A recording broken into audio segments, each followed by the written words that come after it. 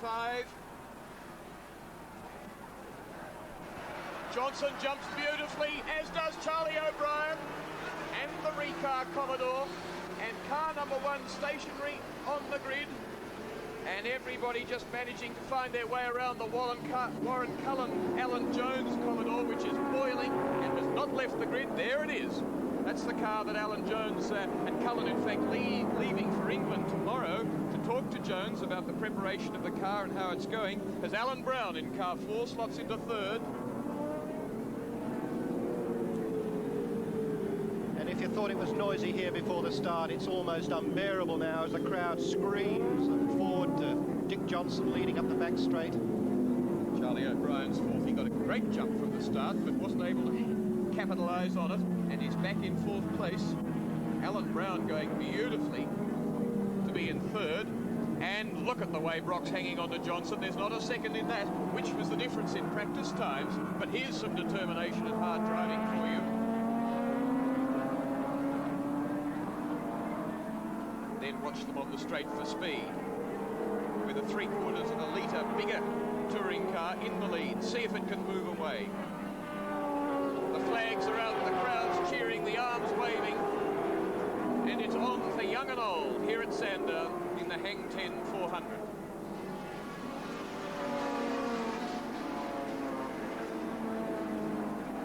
Ensign Brown's car coming through there. Alan Moffat, John Goss, Murray Carter, Alan Grice, Bill O'Brien. Then Bond in the lead, Capri. Warren Cullen car stationary back on the start line or just off the track, and certainly I think will be taking no part in the race, which is very bad luck for a very determined effort, and one that was first put out onto the track only a couple of days ago. Up the back straight, another car parked. Looked like Rusty French, or there are 2 cars identical running as a team, Jim Keogh and Rusty French. And for all that Peter Brock can do, look at the way that Johnson's moving away, then O'Brien. That's up the back straight. Unfortunately, you can't see the number. That's number 9. Or 6, Rusty French. That's the car that Bob Morris was going to share with you. Well, I got that one right. Did anyone see why Vern Schoopman was so far back? He's running midfield. Must have got stuck in the traffic somewhere or had maybe half a lose. The line. He's well back. Let's have a look at the field as it comes through with Charlie O'Brien there. John Goss, Alan Grice, Murray Carter. Sorry, there's Grice now. Alan Moffat it was. Bill O'Brien in 30. There's Vern Schoopman. Car number 25. He's a long way back. The plan must be for him to be taking it a little easy, but perhaps not that easy. I'd suspect he had a moment somewhere in that first lap in the traffic. But it's all Dick Johnson at the moment, opening a little gap ahead of Peter Brock now. Alan Brown, Charlie O'Brien. There is Charlie's car, the Citizen car. Brock through the causeway. Left rear wheel getting off the ground as he lined the car up for that corner. Keep your eyes on that. The inside rear wheel in the Moffat car. Steve Harrington going very well there in the yellow and white car. And then the long Sandown straight. Brock. Alan Brown, Charlie O'Brien pressing in, Steve Harrington.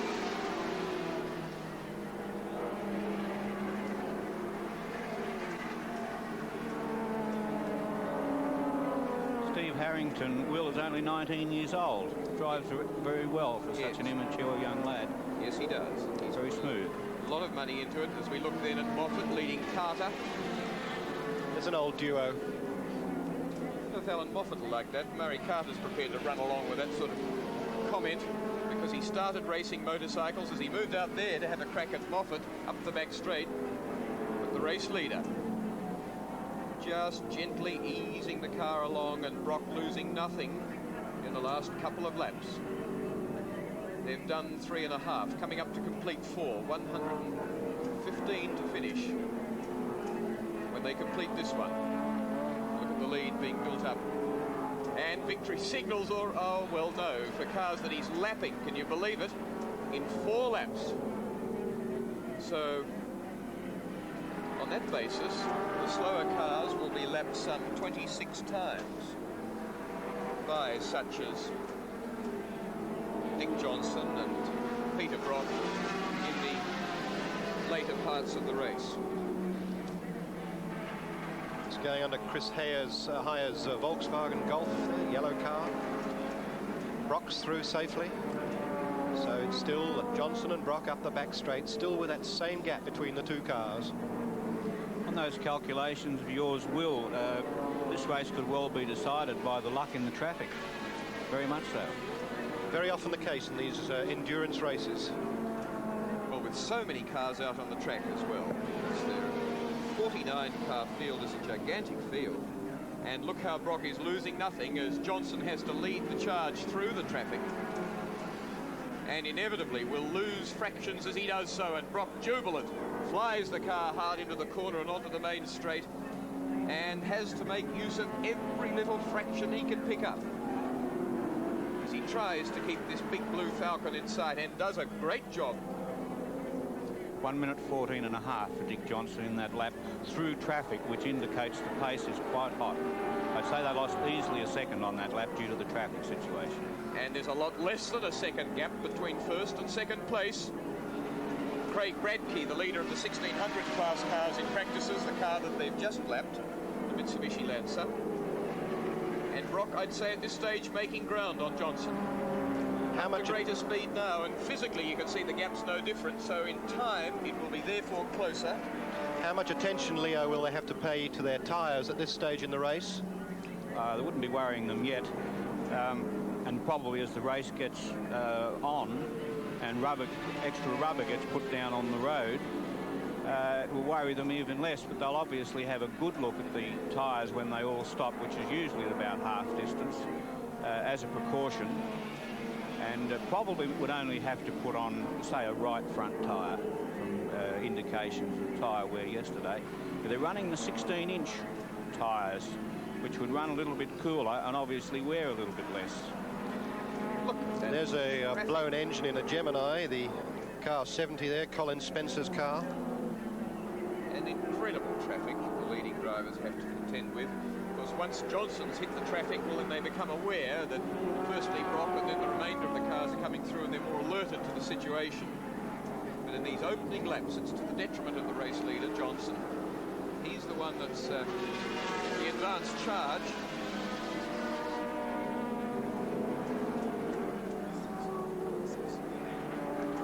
Lapping one of the RX-7 Mazdas.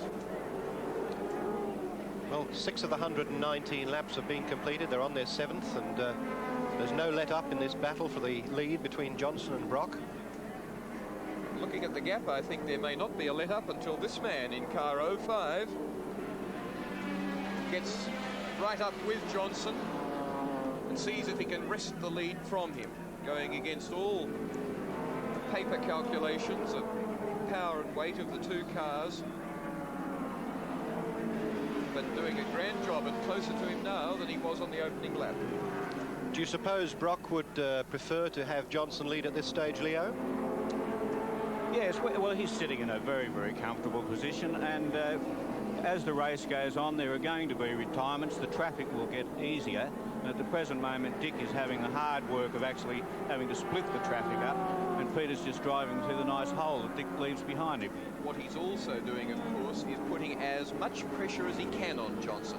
If he can force him into a driver error in slipping through traffic, force him perhaps into a gap that he wouldn't otherwise want to take, or to work his tyres too hard or whatever, then it's to Brock's advantage. And that's why he's keeping the pressure on. And they're classical Brock tactics. Indeed, and Brock less susceptible to pressure than anybody. And in fact, the man himself is thought along those lines, as we were discussing with him yesterday. I've won this race every year since 1975, Hang 10 400, and every time I've won it, each year onwards, I've thought to myself, Lady Luck is not going to smile at me next year, but it continues to do so. I honestly feel as if this year, not only will it be Lady Luck, but Dick Johnson, Vern Shoup and a few of the boys, this could be the end of a winning streak here at Sandown. It's going to be a very hard, tough race. In fact, it's going to be a classical race, I believe. It's going to be one of the hardest that we've had in the 10-year history of this race, for about 10 years. I'm looking forward to it. His timing was impeccable, because you saw there how Peter Brock had to force his way between two cars, and then as he came up to Arco Corner at the end of the pit straight, just chop across the bows of the Alfa, and if the Alfa hadn't got out of the way, then they were going to hit. And what it cost him too. Mostly the threading through traffic has been to Brock's advantage so far, but that little session cost him a little bit dearly. Warren Cullen now under the attention of his pit crew, just painted last Wednesday, sign written on Thursday, and awfully bad luck for them. And let's go to John Smales to find out what's happening. It's gone wrong, most disappointing. It certainly is disappointing. It appears we've put a stone through the radiator on the warm-up lap. I thought it'd get off the line enough to get back to the pits, but it just got too hot, and obviously things expanded and it wouldn't go. So I've just had to sit out there for the last few laps to let it cool down. We're hoping we'll get going at least. You know, who knows, in a race like this, we could still end up somewhere. Nonetheless, Warren, it's good news that at least it's not something serious with the motor car that can upset Alan Jones's plans. No, it's certainly not the motor car. It's just one of those unfortunate things that happen. There's a lot of stones down the back straight. We were in two-place company with the other cars, and, you know, that's motor racing, I guess. Thanks, Warren. It's an old saying, that's motor racing. And a very sad saying. And Alan Moffat trying to latch on to Johnson as they go up the back, and he's lapped now with 110 to go, 9 completed. Even Alan Moffat has been lapped by the leading car, and he was trying to latch on to Johnson and is tucked in front at this stage of Peter Brock. He's sitting in 12th place at the moment, so the race leader has lapped all but 11 of the 49 car field, just having lapped 12th position car. Coming up for the second time to Chris Hyer's golf. The pace is such at the front that they're already 20 seconds ahead of the third and fourth car, which is Charlie O'Brien and Alan Brown running in very close company. Completing 10 laps. And of course, coming up now to lap 11th placed car. There's Moffat though. He's in 12th, looking good. There he is.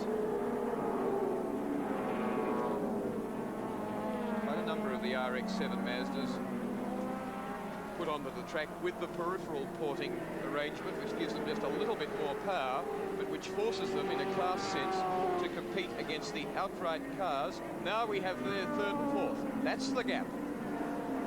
And it's O'Brien leading in third place from Alan Brown, car 4 in fourth, chopping across the bows. Did you notice who's fifth? Bob Holder, Phil Revel, yes. John Goss in the Jag, right there. Most impressive, considering the very, very troubled weekend they've had. Well, as Alan Brown has a real crack at Charlie O'Brien, the V12 Jaguar, 5.3 litres, XJS, that was debuted pretty unsuccessfully at last year's Hardy Ferodo 1000. And there it is, flying down through the S's. And this is its first race outing since then. And plenty of people have thrown plenty of muck, quite frankly, at John Goss. But in 5th place at this stage, he can hold his head high if he does nothing more today. Very, very good job, because on the way down from Sydney, even their truck broke down. They've had a rough few days. And I think Charlie O'Brien's disappeared from that bunch. I saw a car pull off on the grass, and I couldn't see him with Alan Brown. No, he's broken well clear of Alan Brown. That Jaguar would be yes, indeed, there he is. Would be the heaviest car in the field. 1,500 odd kilos of motor car. Several hundred heavier than even the Falcon, which is heavier than the Commodores. And only a 4-speed gearbox. John would dearly like a 5. Here's the race leader. There's second place. I was speaking to John about that, Will, and apparently the 5-speed Jaguar boxes are almost unprocurable, if not unprocurable. But he has made application to CAMS, and apparently it is within their power to let him use a gearbox of another brand. So we see Peter Jansen and Alan Grice in close company. Jansen in car 3 was in 7th place on the opening laps.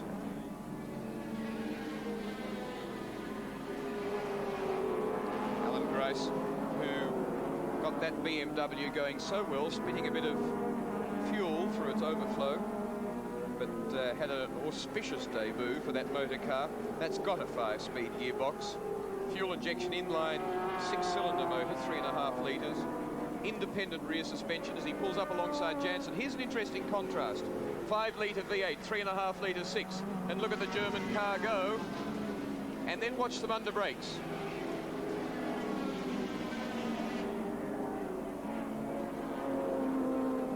Very nicely turned out car under the development and watchful eye of Frank Gardner. Of course, they run the turbo sports sedan car as well. One of the motorsport papers saying that they're going into Formula Pacific next year, but that is very much an unconsidered and unplanned move at this stage. They could, but it's far from being anything like a definite. As we go back, still in the midst of the traffic, as he's going to be for the next couple of hours nearly, until he makes a very brief pit stop. Dick Johnson, there are the placings at this stage. Lap 13, 106 to go.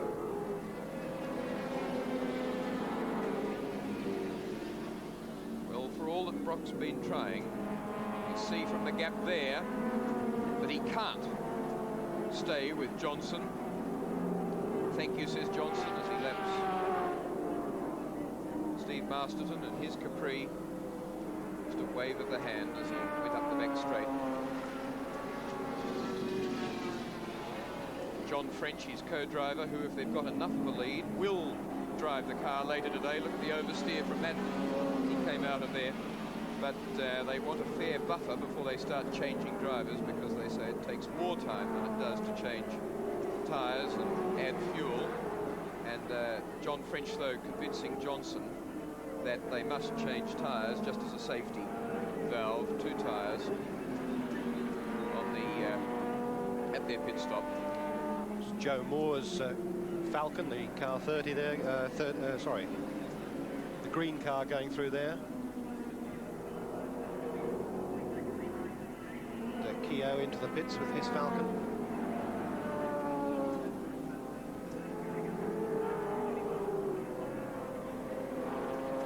Kai sharing with Andrew Newton, who was a very promising Formula Ford and later Formula 2 driver.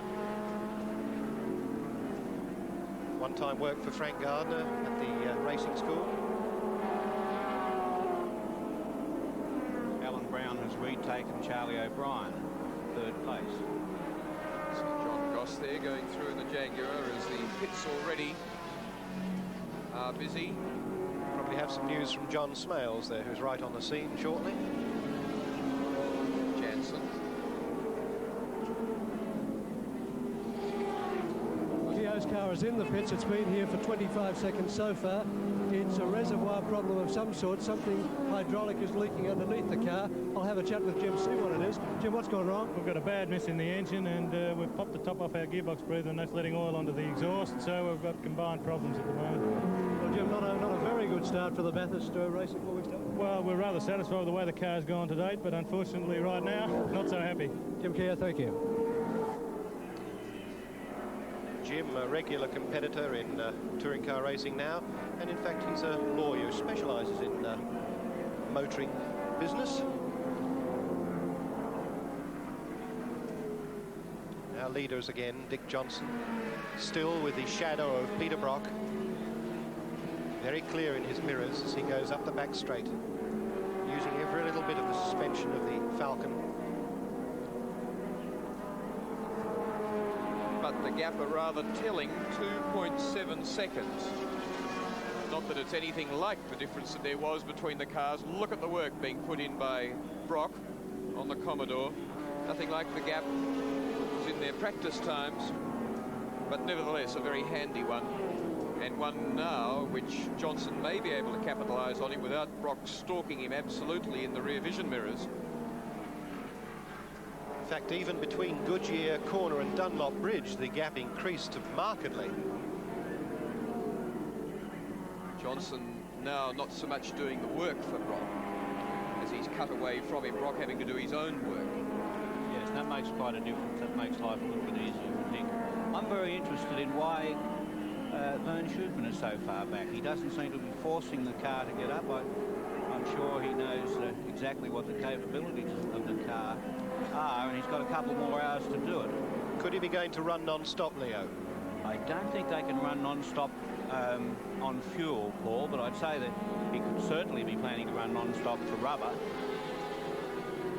Goss into the pits. This is critical. John Goss, the Jaguar, number 5.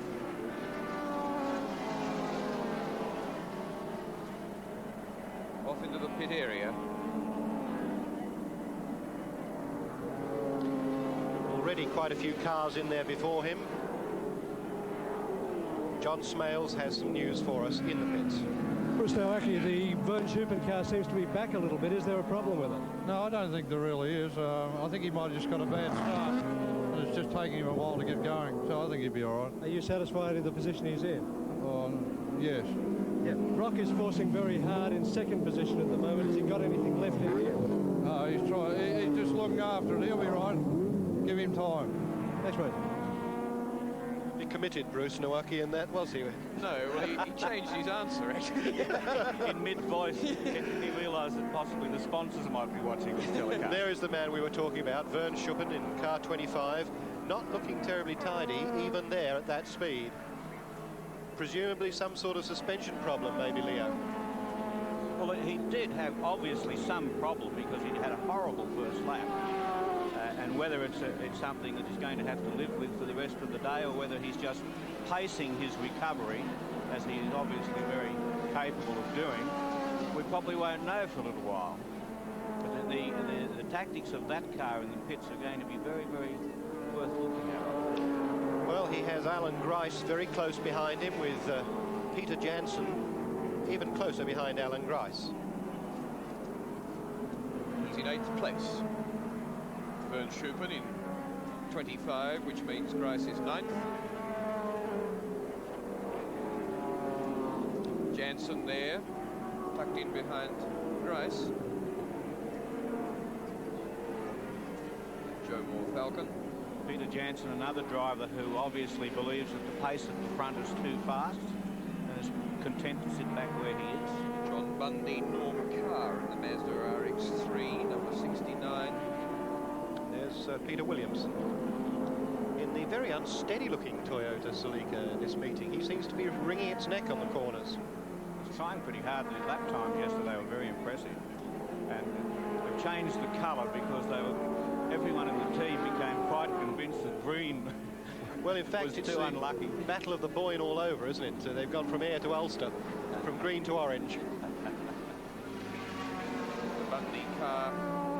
Mazda up the back straight as we look at the class placings there. Colin Bond in the 3-litre class leading Terry Shield and Jerry Burgess. Shield, like Bond, driving a Capri. And Burgess, Mazda RX-7. Moffat's Mazda and Peter McLeod and Barry Jones are peripherally ported and run therefore in the outright class. Cams has somewhat arbitrarily doubled their capacity. That's John Duggan in the pits.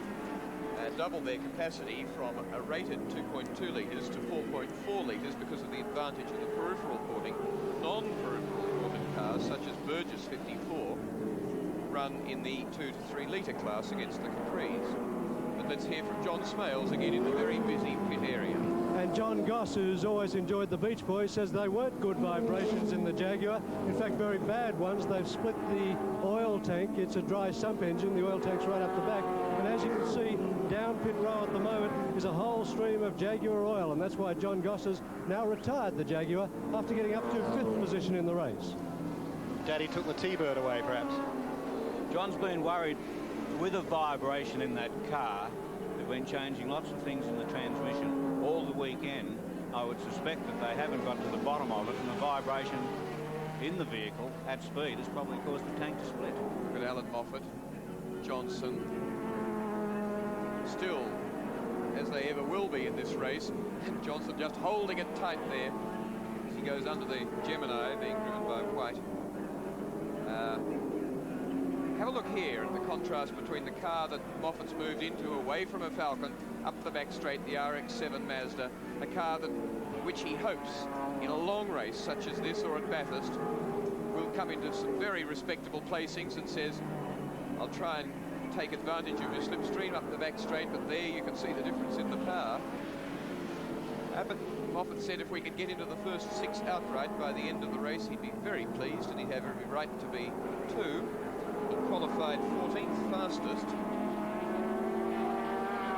Very nicely turned out car. He ran here last year in a sports sedan race in an RX-7 which was imported from overseas, but with 2 notable differences to the one that he's currently running. It was on an 11.5-inch wide rear rims, where touring car regulations restrict him to 10-inch on the current car, and he also has a muffler on the current car which he says stops the real punch of the power band from about 7,500 revs, or just a bit above that. It really only operates from about 7,500 up to the normal maximum about 9,000. Still, the bottom line is you have to race under the rules as they exist, don't you? And that includes mufflers here, and if the car doesn't suit, well, that's too bad, because this certainly does. This car of Dick Johnson's. As a point of interest, was the Japanese Mazda faster than this one? Do you remember? Very similar times, very similar. He had a 16.6 in practices yesterday, and I think it was about a 16.4 or something in the Japanese car, so it didn't show as a great deal different time. But he says the car is a bit taily at the moment, tending to oversteer a bit. I've seen the cars racing at Mount Fuji in Japan, the Mazda Works cars, where they run in a form very similar to our sports sedans, where they're stripped and very light and incredibly quick. Peter McLeod's tucked in there behind Johnson, another one of the peripherally ported Mazdas, and one which ran very well recently, running in the second round of the Endurance Championships at Oran Park, up into, I think, leading the race at one stage and finally finishing third. The lead was only by virtue of pit stops, and finally coming home a most creditable third. There he is, the Bailey Chickadee Chicken Salika, just in front of Brock, was the second fastest qualifier in the 2-litre class, a man who's come forward extremely well in his motor racing in the car that he bought from Peter Williamson. Using his mirrors well there, well aware of Peter Brock coming through.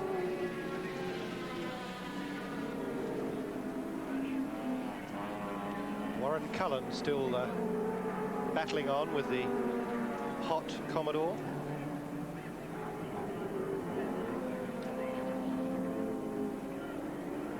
Whole mess of cars coming through Repco corner. Colin Bond there. Alan Brown with Peter Williamson. Williamson tigering like mad. Charlie O'Brien, the third of the cars there in your picture. Joseph Beninka, car 646, the red Alfa Romeo that we saw Brock so aggressively overtake a little while ago, which was engaged in its own particular dice. And in that class, car 65 is interesting. The Holden dealer team special vehicles department, Holden Gemini, developed without no backing from Marlborough. It's just the Holden dealer team area, which is Peter Brock's department very much, being driven by Philip Brock, his young brother, and Gary Scott, the Queenslander, son of Glyn Scott. That's a twin-cam engine, Gemini. Not normally sold in this country, but allowed in under the FIA group regulations. Very new. It's only been running for a couple of days. Pending pit stop there. Keogh again. Warren Cullen. Duggan's Mazda RX-7. Joe Moore.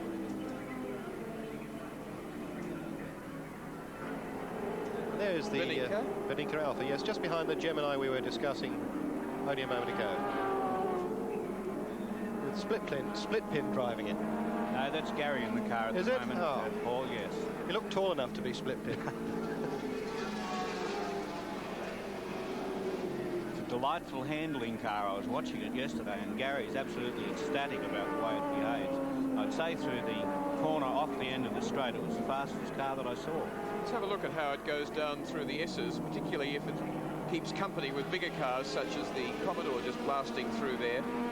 Very flat, some problems with fuel pickup at the moment, but more to come from this car. 160 odd horsepower, 190 odd from the rally car, which George Shepherd and Wayne Bell have been running. I'd suspect that's the way those two cars are on the road. I wouldn't think the Alpha would be a lap in front. Indeed. I'd say Gary's possibly just passed the Alpha. So that's a change in the 2-litre class placing. The Gemini here, having cut and thrust with the Alpha, both of them twin-cam engines, both of them 5-speed transmissions. There they are, slotted in behind Charlie O'Brien. In front of Steve Harrington. No relation to you, Paul? No, I sometimes wish he was. Dad's got plenty. And Colin Bond there, the 3-litre class leader. So the 3-litre cars are lap up on their 2-litre fellows, which isn't always the case on some tighter and slower circuits.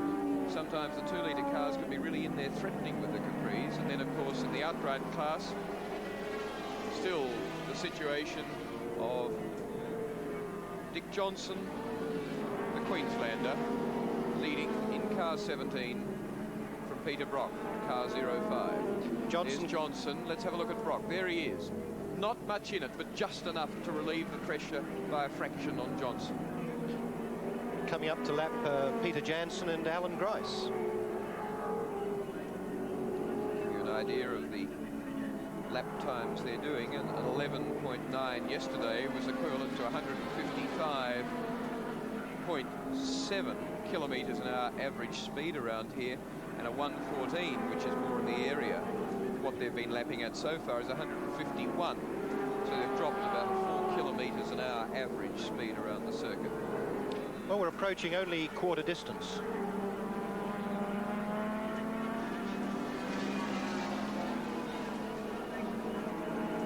Johnson coming up behind Jansen.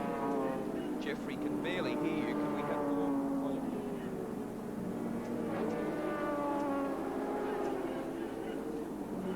Up towards Arco Graphite Corner. Jansen, a particularly good driver in these endurance events, likes to settle down for his race. Still about the same position as they were on the last lap, so Johnson perhaps has eased his speed a little, or maybe he's having more trouble with the traffic. Peter Jansen, of course, enjoying the very comforting thought that when he stops for gas, he'll be slipping in Larry Perkins, and Larry will get on with the job, as we all know. Well, there he is, old furry face himself. Jansen, who's had such a good run in the Bathurst Enduros with Larry Perkins. Thirds and seconds, but not so much success here. No good last year. Third, though, in 1979. And admitting to some 44 years of age. And he's not going to let Johnson through without a battle, even though the blue car is lapping him.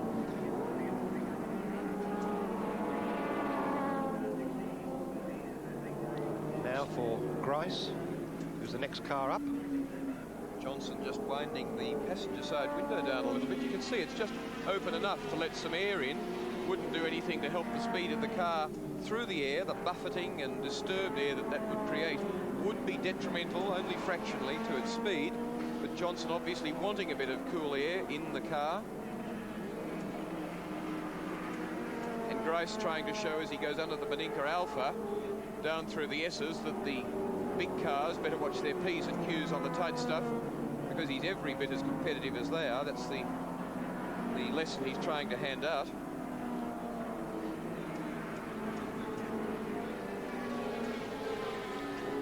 He laps the twin cam Gemini and Dunlop Bridge, and Grice pops past as well.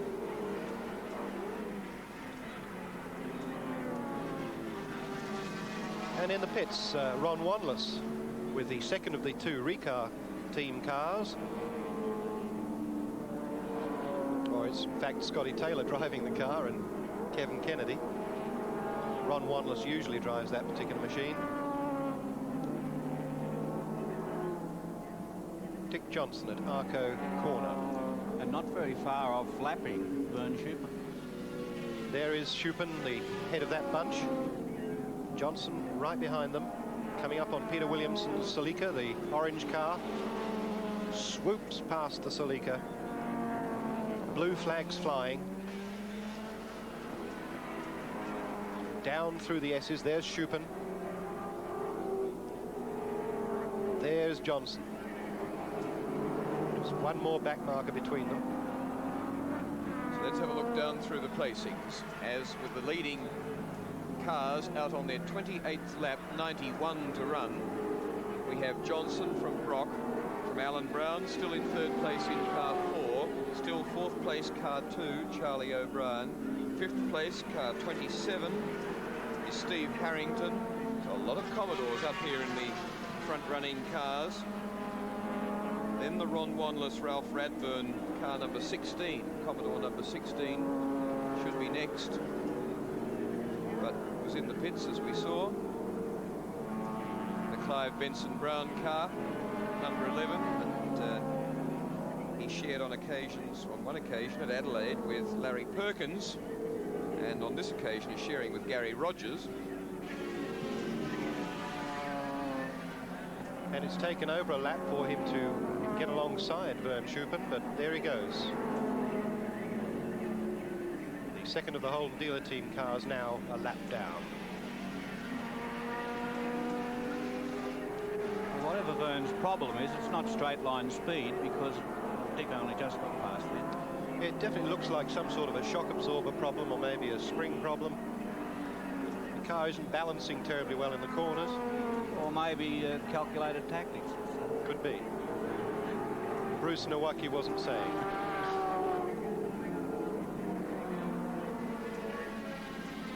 Watching up the straight here compared to Clive Benson Brown, a far less experienced driver.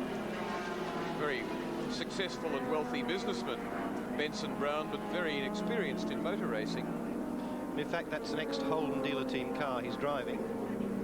And the last of those. The car in front is an ex-Peter Brock car, in the sense that they've just built a new car for Peter, and that is Peter Brock's car that he's been driving up to the last few meetings that Vern Shupin is in. The car that Moffat drove last year, served out a fair deal of damage to, has been pensioned off. Well, that's the one that Benson Brown's got, in fact, the Moffat car. Murray Carter allows, or does he allow? Yes, he allows Johnson through. Here's Brock, still within sight. Just coming up to lap his teammate. 1600 class leader, the Craig Bradkey Lancer 1600, number 68, qualified 38th fastest. So in a field of 49, nothing to be ashamed of. And in front of, I was going to say, even of Laurie Nelson's Capri, which had trouble in practices. And a Mazda RX-7, the Barry Jones car, that had trouble too. Well, my goodness, count the cars there, and I bet you can't. But a good indication, as we saw many of the 1600 class cars, a good indication of just how many cars are around. Tending to bottle each other up. Car 59, John White's Holden Gemini, was a fair way back in the 1600 class. No, third in fact, third in practices. Alan Goff's Isuzu, number 61.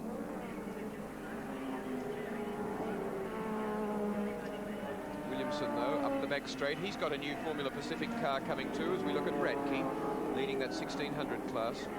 Rod Stevens, his co-driver, a very experienced driver in class cars.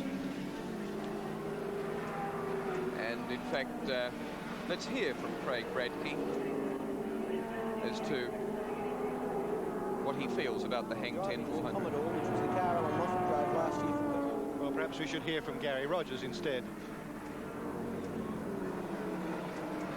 In fact, it's a very tight-knit team, this one, with Craig Bradkey, Rod Stevens, Frank Lowndes, all very experienced people. Bradkey used to be an absolute ace on rotary engines. Perhaps he should go back to that as well. It's a very quick little Mitsubishi. Yes, they've done a very purposeful job with this car. It looks good, which is always a good starting point, but it goes pretty well and has come into some quite respectable placings in class. 1600 cars tend to be neglected often. It looks to handle very well, Will. Just watching it through those couple of corners, it's very nice on the road. Well, Rodney Stevens is well known for his trick handling cars. He does some very fine things with rear suspensions. And we've found Craig Bradkey on the Magic Magnetics. Let's hear from him. Well, firstly, to run the race, it's very important to us this time to run pretty hard from about the halfway mark on, because to us it's important that we can actually finish on 10 tenths this time, where we've normally been running Oran Park and Adelaide running at about 8 tenths to rest the car. So this time we're really testing out to see how hard we can go for Bathurst. And why it's important for us to win is because at the present stage we're sitting in second position in the Enduro with 3 points behind Toyota. So if we're lucky enough to see the HDT Gemini run first, they'll gain 9 points, and if we can run first, we'll get 9 points, and it'll make us equal first going into the last round in a little baby 1600, which is very important to us. Well, maybe a Turbo Sigma next. Well, I think fairly definitely there will be, and very soon. What he was referring to there was, of course, the point score in the Endurance Championship, of which this is the third round. After 2 rounds of Adelaide and Oran Park, Toyota Celica lead on 18 points. Dick Johnson still the race leader. From Mitsubishi Lancer, 15. Mazda RX-3 with 12. Holden Gemini and Ford Falcon with 10, because both Brock and Johnson have dropped around. Brock dropped Oran Park, Johnson dropped Adelaide. Ford Capri and Toyota Levin and Holden Commodore all have 9 points. Ford Escort 2-litre has 6. The BMW 3 and the Chevrolet Camaro 1. So it's a championship for makes and models, not for drivers. There's Graham Bailey, the second fastest qualifier in the 2-litre class and running second in that class at the moment. And the Endurance Championship finalised at Surfers Paradise on November the 1st with the 4th round, which will be another race brought to you by ABC Sport. A look at this pack of cars. Terry Daly there, Peter Hopwood, and that Capri, the Gary Scott Gemini threading its way through, the Beninka Alpha going 2. A lot of hard work being done there by some disparate cars. We've got 2-litre and 3-litre cars, and this Alpha Gemini battle now to be decided under brakes and in the midst of very thick traffic as they come. Oh, well, that worked quite well there for the Alpha in front of Gary Scott, but he's on him again and going to have a nice quick entry to Arco Corner. And look at the ground he made into the corner and got out so well. And Alan Brown charging off round this argument. And you see the Mitsubishi Colt pulling to the side of the track. Another 1600 class car, as is the Chris Heyer Golf. A car that's been campaigned for 3 or 4 seasons now, the Golf. It's done a lot of work and had one involuntary barbecue in a pit stop at Bathurst. It's a pretty torrid dice, this one, for the 2 litres. But Leo, the problems of the traffic are that A, you may hit somebody, B, you might get separated from somebody with whom you're dicing and with whom you need to keep very close contact. Just happened there. We just saw a perfect example of it. Indeed. You'll probably find Gary Scott to take 2 or 3 laps now to get back into the tow. And also have to work your car to get by that. It might be tyres or might be having to rev your engine a fraction harder to make up the leeway. Exactly. But you know, it's the same for everyone. The little fellas have got their problems as well as the big blokes. Well, at least the Alpha has a proven reliability record. You can screw that engine all day long and it'll hang together. Gemini, a bit of a question mark, perhaps. Well, being so new, it's just an unknown quantity. It's obviously going to be a very rapid little motor car with a little bit of further development. And possibly by Bathurst, it'll be right up on the pace. Murray Carter and Vern Schuppen together. Alan Grice still within striking distance of the Schuppen Commodore. Superbly turned out black car with the gold sign writing. An absolute joy to behold. Seems hard to imagine, but the controlling body would object to the gold lettering on that car. And Chris Hire, hardly need to say, has had an off. Well, did he slip or was he pushed? Very tentatively regaining the track. But the regulations, that was the Burrell Chute Mitsubishi Colt, the front-wheel drive, latest hatchback model from Mitsubishi, which we mentioned earlier was slowing down and had some problems. And somebody else has got some problems there, I'd say, and it's Warren Cullen again, unfortunately. Put on a motor race and you'll have problems, particularly if it's a long-distance race. It's a matter of identifying who's going to have the problems and when. And the funny thing is that with all the best intentions in the world, it never takes much more than about the first lap or two to find somebody in strife. In motor racing, I've never been able to quite work out which is the biggest disappointment, breaking down on the first lap or the last lap. That engine of Warren Cullen's wouldn't be very healthy because it was something that a motor car engine doesn't like, boiling itself. Charlie O'Brien, fellow Queenslander Dick Johnson, overtakes. Johnson is on his 38th lap now. He's completed 37. Race distance 119 laps, which is 370 kilometres. Here's the man who's stalking him. And Brock has made a lot of benefit from the traffic and is a lot closer than he was to Johnson. There's just Charlie O'Brien and the Ibenica Alpha between him and the blue car. There he is. Peter Brock. Brock, at least, yes, really wound up there and trying to sling himself out after Johnson. And he's going to come through that gap come hell or high water.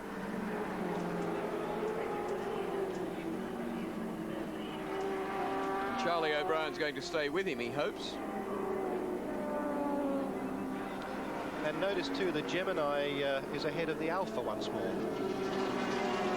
Great scrapping going on, actually, all through the race. And there's Johnson's Brock, and Johnson's gone. And Brock hits the lead. Peter Brock into the race lead on lap 39, having completed 38, and there's almost no room to manoeuvre there. Oh, and Alan Brown stuck there in the traffic jam. Well, can't get round. And the crowd roars. The Holden fans in the grandstand are leaping up and down. Tyre trouble, Leo? Now Johnson's restarting. Difficult to say. Maybe just a lapse in concentration. Maybe touched a spot of oil. Great shame. Brock looked as though he was locked up too and was in trouble. I'd say he was locking up because he saw Dick starting to go round. Yes, indeed, it looks that way, doesn't it? Yes.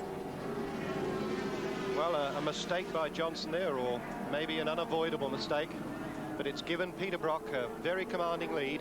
It took Johnson a long time to restart, and who's to say he may not have a quick visit to the pits to see whether there is anything wrong. There's the response to that change in fortunes in this race. At just over 1/3 race distance, and we'll give you Johnson's position in the field. He'd still be second. Here's the situation again with Brock. The man looking ahead, always on the alert. But one wonders, yes, he'd seen Johnson going round and so quickly was knocking off extra speed and looking after his own situation. And Leo, what a feeling when your arch rival, the only man that can stay with you, when you go past him with him facing the wrong direction. Very embarrassing. Williamson with an unscheduled stop there, I would say. Just came out of the pits and rejoined the race. So the action has really started coming here, as it always does about this point in an enduro. All the unexpected things begin to happen. Everything looks set for a while and then it all falls apart at the seams for somebody. Of course, it would probably be the worst corner on the circuit. If you must spin anywhere, that's the worst one because it's so difficult to get the car turned round again. Jackson in the pits. That's unscheduled. They'd bring up the bonnet.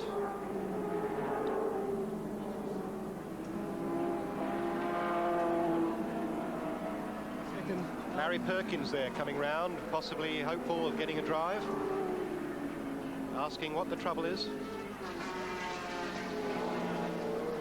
There's Ian Tate in the background, the engine builder. Meanwhile, here comes Dick Johnson up the front straight with Peter Brock long gone.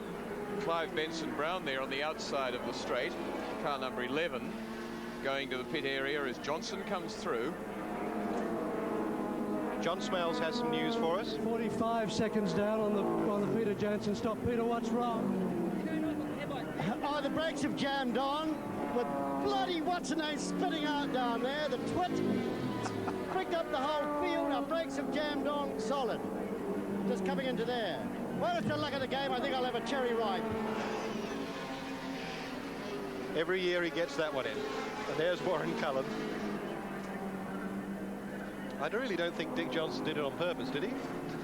I doubt it. I doubt it. Obviously, it wasn't a tyre or a mechanical problem because Dick's pressing on. And here's our leader, Peter Brock. And we'll just have a good look to see how far ahead of Dick Johnson he is.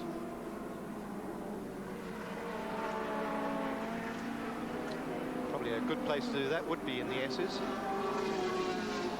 Just have a look at the record of this man. Australian Touring Car Champion 1974, 1978 and 80. Winner at Bathurst 1972. Then 75 when he won for the first time the bogey duo of here as well. And then 78, 79 and 80. And here 1973 and then consecutively from 75 until 1980. Well, it's the length of the back straight that Brock is ahead of Johnson. Sorry, Will. I'm most impressed with the performance of young Steve Harrington in this race. He's moved up into third place. That's an excellent drive for a youngster. With Brock heading towards the front straight now, Johnson half a lap behind. There's Brock. And Johnson you saw going up the back straight. So quite a substantial margin by virtue of that problem. And there's Harrington, who's doing a very good job indeed in 27. That's an Alan Grice team car. Yes, it's the car that Charlie O'Brien drove last year, and Charlie's probably not very pleased to see the car in front of him at the moment. But a good thing with young Harrington too is he has a very experienced long-distance driver to take over from him in Garth Wigston from Tasmania. Been around for a long time and is a very, very good driver. In fact, he was announcing his retirement last year, and when queried about it this weekend, he said to me, well, except for Bathurst, and then of course you've got to warm up here for Bathurst. But he is an experienced driver, one of those less well-known names, but who is so steady and easy on the car. He wants Brock to go left. Alan Moffat is in 10th place now, so things could go well for him later.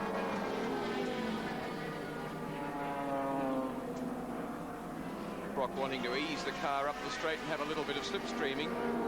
In the pits, the Alan Brown car that had been running third, then fourth in the opening laps. Change of driver there, Alan Brown out of the car. Putting Tony Edmondson in. I'd be interested to find out if that was a scheduled stop. It seems a little early. Well, he was mixed up in that brawl with Johnson just now, and maybe he could have hit the fence or done something, some sort of damage to a tyre. Yes, obviously, because they're throwing a couple of tyres on. Probably flat spotted the tyres under locking brakes. Did a great job of stopping, just as Peter Brock did. And the gap between Peter Brock and Dick Johnson is 32.5 seconds.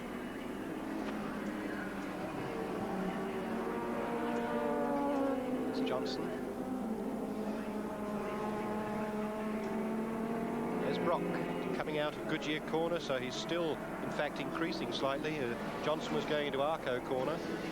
as Brock exited Goodyear corner, and that's exactly the way they were a couple of laps ago. I think the psychological reaction to something like that, of passing somebody like Johnson all crossed up and stationary, is to be jubilant that you're in first place, and then to capitalise on it and start just lifts your morale a bit, Leo, doesn't it? Probably gives you half a second without actually using the car much harder. Probably does, and then Dick, of course, has that other thing gnawing at his mind that he'd better not make another mistake. So he's probably just taking a few laps to steady himself down again.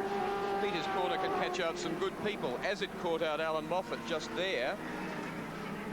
Arco corner, as it's now known. But Alan Moffat made an error there last year in the Holden dealer team Commodore. Hit the fence, and that started a succession of problems for Moffat in a car which he gave a fair deal of hard work to. By the end of the race, it had had a fair deal of panel damage done to it. And down through here, we saw him trying to hold out this man, Peter Brock, who wanted to head him to the line. Moffat was actually in third place at the time. But Moffat didn't want him through, and in the most aggressive daredevil manoeuvre, Brock got by him on the last lap down through the S's and actually headed him to the line as well, of course, as winning his 7th Sandown Enduro. As Gary Whittaker's old Tirana SLR just been lapped again for a second or third time, and Alan Moffat is still sitting there behind Peter Brock. Alan Moffat in the white and blue RX-7 there. Peter Brock picked up another second on that last lap. Interesting to look at last year's placings in the race, where Moffat was third in the Marlborough Holden dealer team Commodore behind Gary Rogers, who finally took second in an incident-packed race. Brock the winner, of course, Murray Carter fourth, Gary Cook fifth. Then we got into the small cars. In sixth place outright was Ray Cutchy, former Moffat mechanic, in a 2-litre Escort in front of Hopwood. Peter Hopwood in the winning 3-litre class car, who was 7th. And then Wade in a Dolomite was 8th. The Beninka Alpha was 9th. And Ray Alford in a Falcon came home 10th. Graham Bailey heading for the pits, we just saw just then. There he is. That's for the second time. Yes, so obviously all is not well with that particular Celica. Cars scheduling one pit stop. Cars like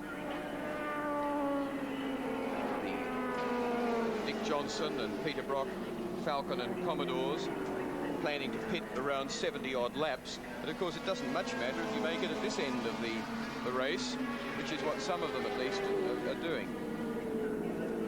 Brock not using all the road, going very smoothly and not fighting the car anything like the way he was in the early few laps.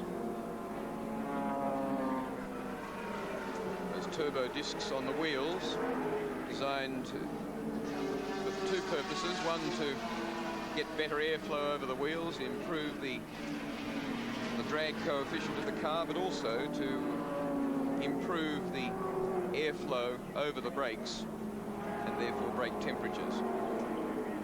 Dick Johnson is running at 1:15, which is over a second slower than his earlier race pace. There he is. You saw Brock down in the S's, Johnson at the other end of the back section of the track coming out of Arco, and there's the gap for you. A daunting prospect perhaps for Johnson at this stage, although it could come out okay in the end for him. You never know. That's the beauty of long-distance racing. We saw at Amaru in the CRC 300, Brock completely muff his pit stop, reversed back into the pits and got on lines and hoses, and also so close to the fence that the rear wheel couldn't easily be removed from the car, and took a very long time and let Johnson and others back in front of him. But very, very rare that we ever see him make a driving error out on the track. Well, he smoothly went under John White there at Arco.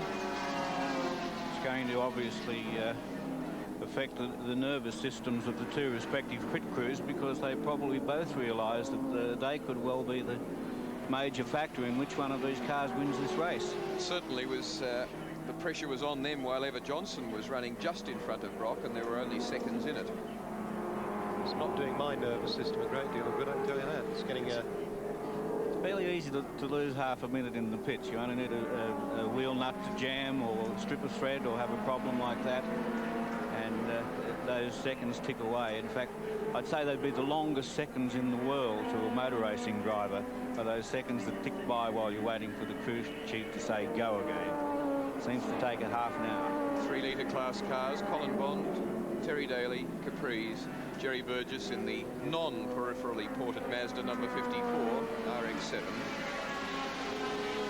That's been the most settled of all the class bashes so far, because the outright class we've seen has been pretty hard, both in the outright first and second place, but also a little bit further back. 2 litre class has been a proper dust-up. The 1600 cars too have been in fairly close company. Vern Schuppen, who was saying one of the things you have to get used to in these cars is that when they move around a bit under brakes, as opposed to the sort of car that he drove at Le Mans, Porsche 936, which was second fastest qualifier and had every right to have come home second, but had a succession of frustrating problems, and problems no way reflecting on the team of drivers, was that they brake just so steadily compared to these compromised touring cars. They're purpose-built sports racing cars, and they said they move around under brakes, but you have to tell yourself, dial yourself in, not to getting the car to behave better, but to put up with it. And the worst because thing otherwise you just don't get your time. Yes, well, of course, the tendency is when they start to weave is to fight it and chase it, and then you weave more. So the idea is you just let the thing weave, but until you get a little bit accustomed to that, it's a rather eerie feeling. Vern had an awe-inspiring accident after that excellent third place in a fairly old and relatively uncompetitive car at the Indianapolis 500 this year. Then his run at Le Mans, which he recovered back even to 4th place, but finally finished worse than that, down about 11th or 12th with various problems. And he had a horrifying accident recently in a car that he just bought for the American Ovals, a car with ground effects, and had a steering failure and hit the fence. And he said yesterday, and he wasn't joking, he said, I thought I was going to die 3 times in that accident. He said, firstly, when I hit the fence, at the concrete fence at some 300 kilometres an hour. Secondly, when I got upside down and went over the fence. And then thirdly, when they left me in the car for 5 minutes, hanging upside down, the smell of fuel. He said he got there and he was upside down and thought, well, they won't take long to get me out of here, and I am alive. But then they were worried about fire, and they stood there looking at him and wouldn't let his pit crew in close to him. And he seemed to be in some bother there, wouldn't let his pit crew in to attend to him, and said, no, it might go up. Left Vern hanging there. He turned off the ignition and was ready on the fire system in the car, but he was 5 minutes upside down hanging in the car, and in fact the roll cage of the car had come through into the fuel tank and was dripping fuel. But he still got some bruised ribs from that. But he's a professional racer that's done very well overseas, and we were talking to him yesterday, in fact, about his visit back to Australia. Well, it's terrific to be back, and I'm doing it because it's a top drive. It's one of the top drives in Australia, and basically I love coming home. It's just a new challenge for me because it's something different. The cars are different to what I'm used to, and that's the extent of it, really. How different are they? Well, they're very different from, say, the single-seaters, the Indianapolis-type cars, in as much that, although they're less powerful, the cars are much heavier. They're about twice the weight of an Indy car with about half the horsepower. And I believe that the people that are doing this are really driving them very close to the limit. And that's not easy coming from a single-seater, which is very precise, has as much power as you need. You get into one of these cars, these boys are not going to be that easy to beat. I think I'm going to have quite a challenge. Whilst Vern was speaking, I saw Charlie O'Brien on the side of the road, or in the grass. It's obviously with major problems for him to pull off there, rather than to go around for the hopeful attendance and rectification of a problem by his pit crew. He was running in 4th place. So car number 2 looking as though its race is over, and that's starting to look like a car park on the splendid lawns at Sandown. Very green and lush, and the sun now shining brightly.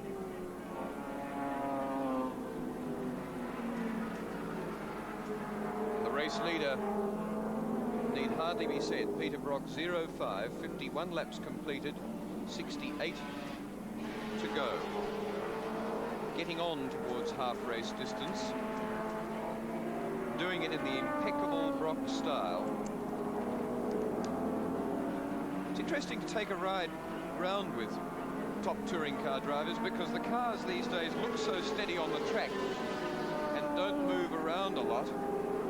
But in fact, Leo, the drivers have to do a lot of work and commit themselves, and in fact it's a lot less smooth in the cabin than it looks outside. Yes, well, driving a touring car is distinct from a single-seater or a very quick sports car that, say, Vern is used to driving. It's more physical. There's a lot more arm waving and wheel twisting to be done. And it's, you know, the steering naturally is heavier than on a racing car. And you've seen the that's what we're talking about. Very wet people, the very wet people that get out of a car at the end of the race. It's a lot of perspiration, and even fellows in good shape, such as Peter Brock, will probably sweat off 2 or 3 kilos this afternoon. And I wouldn't believe Dick Johnson when he was telling me yesterday that in the luggage compartment in the centre bin in the Falcon, he says John French takes out Vegemite sandwiches and a drink. And I wouldn't believe them. And French said, look, I'm going to be 2 or 3 hours in the car. I'm not going to go around losing weight like these young blokes. And he was dead serious. Absolutely serious. Well, John's always been a man for comfort. They've also got a very ingenious little water bottle set up in the car. A lot of drivers have usually have it take a Staminade type of product in water to wet their mouth during the course of the race, but it's a problem because you have to suck it up. He's in trouble. He's gone again. Dick Johnson, you could see him as he's hit the fence, and surely his race is run. You could see him as he was lining up there for the corner. The car quite unsteady under brakes, and this is not Richard Johnson's day. Damaged on the left rear there, planning to rejoin the race. Will the car be square? Is the left rear tyre all right? But you saw it, and we'll replay it for you in a moment, I imagine. As he lined up for the corner, he was in too tight. He wanted to get out wide. He's going to lose that wheel. And let's have a look at the replay here. He was in over to the left, lapping, in fact, Vern Schuppen, and was in trouble from there. Look at the tail starting to go. He's correcting, he's gone again, and he's in a lot of bother that early. And there he's gone. Accident he had in a long time, I'd say. And that's a pretty fast corner, Leo. Yes, he'd be doing, when the car got away, he would have been doing about 90 miles an hour. Fortunately, he'd spun most of the speed off before he hit that fence there. And followed the old racer's maxim of the minute it got round, gave it all away and just locked the brakes. Puts the brakes on, exactly, because what you're going to hit, you want to hit as slowly as you can, obviously. And backwards if possible. Slow accidents, if you must have one, have a slow one. Well, I'd say Dick Johnson at this stage fairly shattered. Because yes, they started well, but this sort of thing, frankly, doesn't get you running well. Is he going to the pits? And if he does, I think the best thing he could do, your answer is to that on this lap is that he's not. But I think the best thing he could do would be to hand over to John French. Probably so. And relax himself. Yes. And, let French cruise the car around. But let's go down to John Smales in the pit area. Well, I've got to worry John French with me, Dick Johnson's co-driver. John, what's wrong? Oh, he's having trouble. His back shocks have gone off, and he's going to come in and change tyres, put some fuel in, and see what's going on. That's 2 spins in the race, though. That's not Dick Johnson's yeah, his back shocks aren't working at all, so he's having trouble under brakes. It's not that good. This close to the James Hardy 1000. Oh, we're experimenting with shocks, and we've made a mistake, I think. Let's have a look when the car comes in. Thank you. Might point out, of course, how John French is able to give us that information is that he's in two-way communication with Dick Johnson on the telephone, as Frenchy calls it. And obviously Dick's been reporting the situation to John. You can see the tail of the car leaping around quite a lot. Looks quite soft, doesn't it? The reason the shock absorber goes off, as John said, is of course heat. shock just jumping up and down and having the problem of having to damp those great big heavy wheels and tyres on the back of that car. Shock absorbers will be working very, very hard. They do generate tremendous nearly gone heat. again. Just hanging on to it there. And in fact, this circuit's very hard because A, it's fairly bumpy and it's fairly high speed. Exactly. And so the heat feed into them is greater than you'd get at a lower speed circuit like, for instance, Amaroo.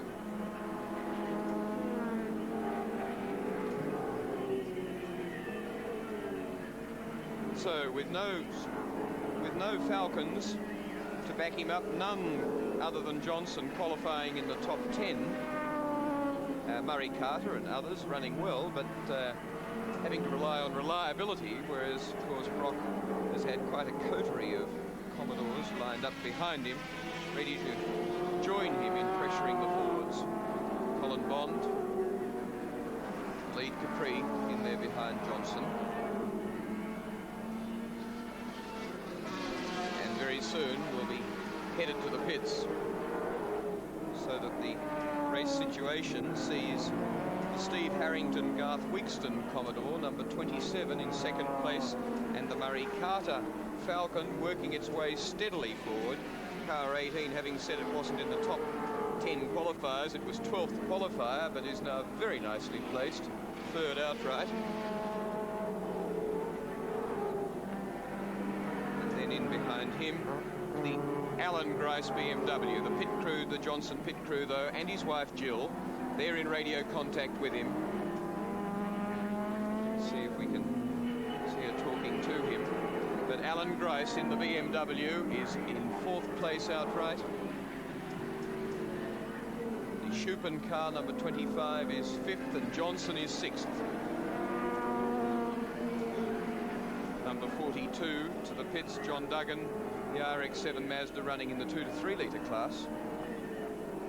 Murray Carter, third place though, was until he made his pit stop, car number 18, his old sponsor Brian Wood, talking to the quiet veteran, and in fact who's going to give Murray the prime mover that he still owns and which tows Murray's trailer around. He said Murray can't afford to buy it, I don't want it, I've brought the papers and I'm going to give it to him as a present. A fine gesture from Brian Wood, formerly a Ford dealer down here, but now in other financial areas. But let's go down to John Smales again in the pit area. Consternation in the pits. Where has Dick Johnson gone? Meantime, Murray Carter's been in the pits, taking 4 tyres, 3 churns of fuel. He's been in for 1 minute 25 seconds so far. Quite a slow pit stop, in fact. But Murray, the wily veteran, just about to go out again. And with the attrition rate that's starting to occur, perhaps not in too bad a position. But where is Dick Johnson is the question. We don't know, do we? There he is. Hunting his way up the back straight over the top of Rothman's Rise, and this awe-inspiring, exhilarating run down into the S's. But incidentally, Alan Moffat now up to 7th place, so it looks like his plans were well laid, and we could see him in a very, very high finishing position. Indeed, 58 laps completed by Brock, the race leader. 61 remain. So the next lap and a half will see Brock come up to half race distance. Johnson still refusing to go into the pits at this stage. Daly Hopwood Capri tucked in behind. He's been holding second place in class, and which won the 3 litre class last year and finished 7th outright. And let's hear again from John Smales. Jill Johnson, what's the trouble? Why isn't he coming in? I haven't heard as yet at the moment. He won't tell you? He told me I have to speak up a bit louder. What's the reaction from your husband at a time he's spent? I can't hear at the moment. Just hang on one second. Right. What we're doing is listening to Jill Johnson, Dick's wife, who is on the two-way to Dick, and she is actually listening to him at the time that he's having his losers. Now, I reckon that'd be a bit disconcerting for a young wife, actually. But she's attacking it like a professional, doesn't want to talk to me at the moment because Dick's talking to her while he's out there doing his racing. I'll ask John French while I'm waiting. Frenchie, why do you think he's not coming in? I don't really know. We're trying to contact him, but I think he's got a few problems, and he hasn't told us yet why he didn't come in on that lap. This suspension problem, the shock absorber problem you've got, just how serious could it be? Oh, it's not serious enough to stop him, but it's serious enough to slow him a little. What were you experimenting with? What were you trying to achieve? We were experimenting with a different maker shock and make it handle a little bit better under brakes, but it hasn't worked. Peter Brock says that under acceleration you see great churns of black smoke coming out the back of the motor car, laying rubber on the ground, and you need to get more traction. Is that what you're trying for? Well, we're trying to stop that. John French. Development always going on in these cars. The Johnson seeking just that little bit extra performance, a little bit better behaviour in corners, over a long distance, particularly where components like brakes and shocks can tend to go off. But same thing's been going on with the Marlborough Holden dealer team Commodores. They've done various things this year, including reasonably significant change to the front brakes, where they've got the calipers now at the rear of the front disc. Looking there, though, at the Alan Grice BMW, which has slotted itself forward very nicely into 4th place and now would be 3rd. Vern Schuppin's going into the pits. This is going to be interesting. This would be a scheduled stop, I'd say, wouldn't you, Leo? Yes, Leo, to get him out of the way before Peter needs to come in? Yes, it would be, and I think they'll probably have a look at his tyres and see if they think they may have to change Peter's. And John Harvey getting ready to get in the car.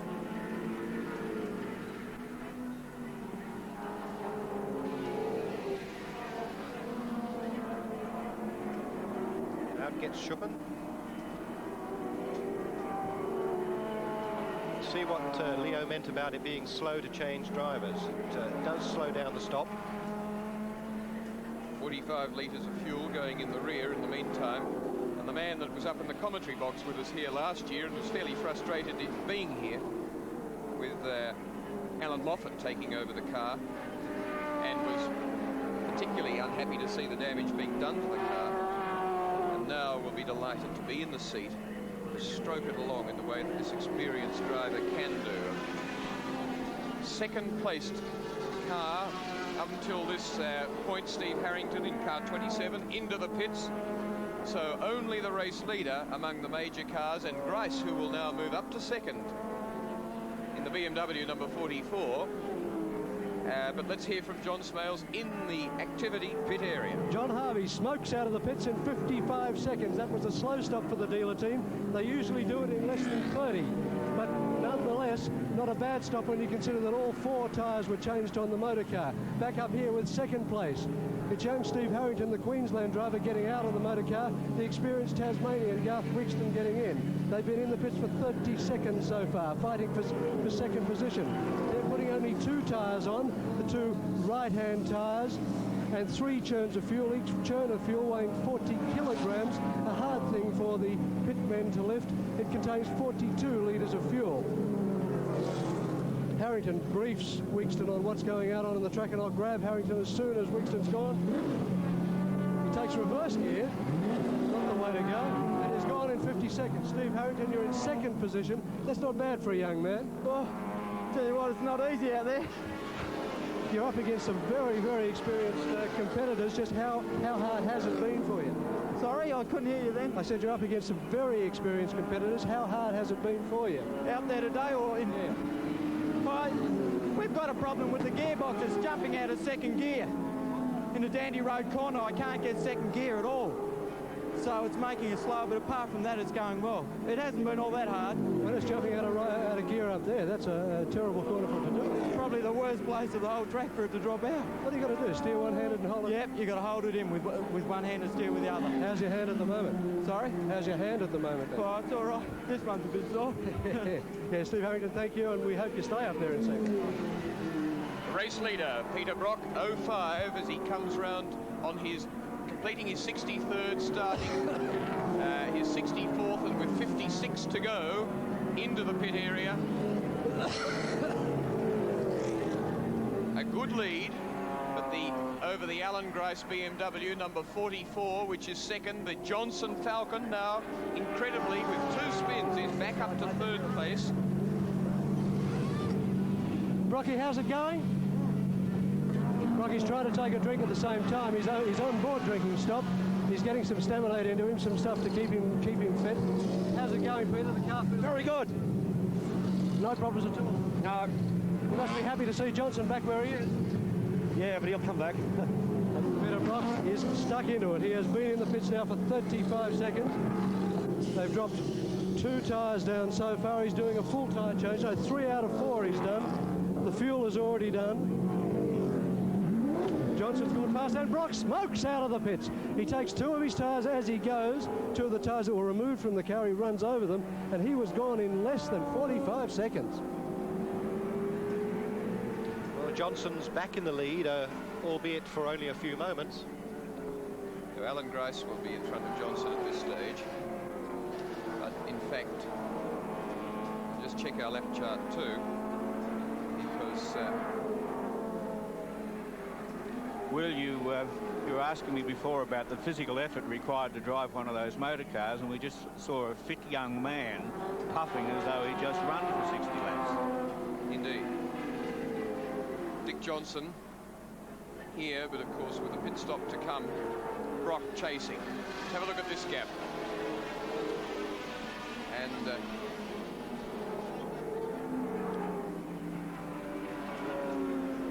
This is very good news for BMW, with Grice then in second place, or actually in the lead on the road at the moment, and waiting for a stop. And here Johnson goes into the pits for his stop.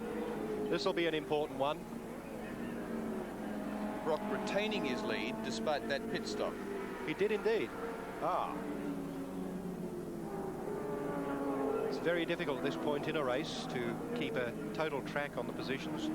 It'll sort itself out in 2 or 3 laps, and then we'll be absolutely certain. Johnson in 3rd place when he came to the pits. We'll leave it to John Smales. Dick Johnson, the disappointment must be great. Oh, the shock absorbers are just hopeless at the moment. The arse end wants to jump out of the car. I like to drive. The biggest pig I've ever been in. Now, this must be terribly disappointing to you, considering where you're going in 3 weeks' time. Well, 3 weeks doesn't worry me, because we'll sort it out before then for sure. What's been the problem, Dick? What's the rear end doing to you? Oh, it's walking all over the road, and it just locks up under brakes, and the car just goes backwards. How dangerous? Why don't you jump in and have a go? Thank you, Dick. We're out of the car. I'll stand back from that. At 45 seconds he's gone. Dick Johnson using an old-style garage jack. Not what you'd call a big prank. Maninka Alpha and the Peter Williamson 2-litre Celica. Their first and second. The Maninka Alpha was arguing about 2nd and 3rd in the 2-litre class with the Gary Scott car, and you'll right find the on Ron the exit Wanless line. car is involved in that as well. Will, the Ron Wanless car is off the track too. Car 16. There we are. Back so 3-car pits. prang. And boy, what a race of incident. It really has been, and all of those cars, if anybody goes as Dick Johnson went, is about where the car would end up being parked. And Johnson back on the track, 1 minute 25 seconds in the pits. Well, you heard Johnson there, in no way disguising his disappointment. We said at the beginning of the race how much he'd been enjoying his motor racing and preparing the car, which was the case up until today. A very relaxed man yesterday, but in seeking this improvement in performance in the car, they've gone the wrong way. Problem not very hard to get back to the previous state of the car, or perhaps to try something else that might make an improvement. But let's have a look at, while Johnson was in the pits expressing his disappointment, there, Williamson and Maninka first, and then bringing Wanless undone as well. Williamson recovering quickly and taking off again to contest the 2-litre class, to continue to do so. And this car that had been arguing about 2nd and 3rd place in the class, Gary Scott out, Phil Brock getting in. Could well be the leader after that incident, although Peter Williamson did get away very quickly. Yes, he did. He wasn't stopped after that for very long at all. Ron Wanless was very unlucky.